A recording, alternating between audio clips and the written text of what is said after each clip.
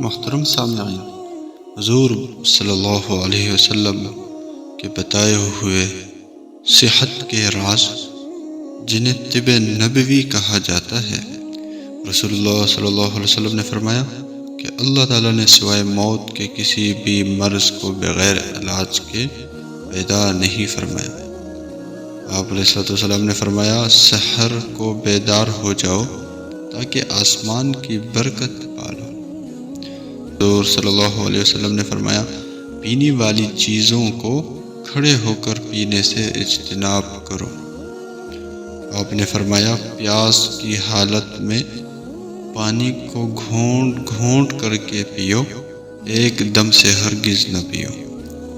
رسول اللہ صلی اللہ علیہ وسلم نے فرمایا، کلونجی ہر درد کی دوا ہے سوائے موت کے کہ اس کی کوئی دوا نہیں ہے۔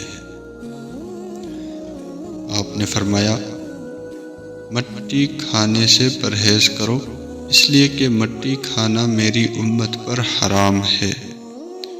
آپ نے فرمایا، حمل کے بعد عورت کو پہلی غذا کھجور دیں۔ آپ نے فرمایا، انار کا رس جسم کے اندرونی حصے کو صاف کرتا ہے۔ رسول اللہ صلی اللہ علیہ وسلم نے فرمایا، اس کا مفہوم ہے، شہد بہترین غذا ہے، یہ دل کو تر و تازگی عطا کرتی ہے اور حافظہ کو قوی کرتی ہے۔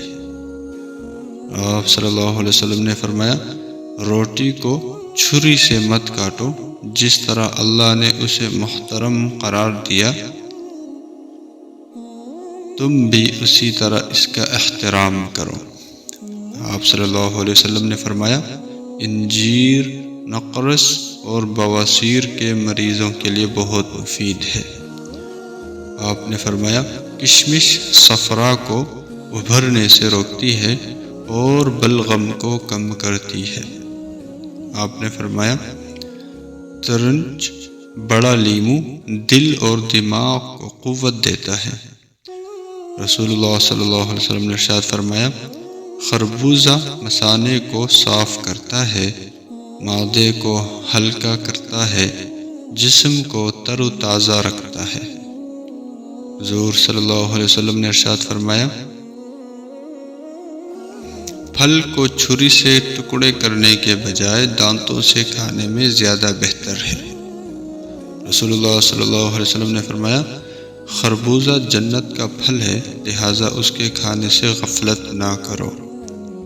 رسول اللہ صلی اللہ علیہ وسلم نے ارشاد فرمایا، باہ ایک پھل ہے جس کے کھانے سے آنکھوں کی بینائی تیز ہوتی ہے۔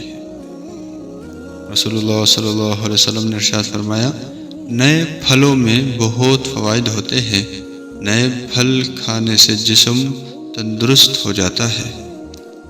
آپ نے ارشاد فرمایا، کھجور کو ناشتے میں کھاؤ تاکہ تمہارے اندرونی جراثیم کا خاتمہ ہو جائے۔ آپ نے ارشاد فرمایا، اللہ نے کھجور اور انار کو عدم کی تنیت سے پیدا کیا ہے۔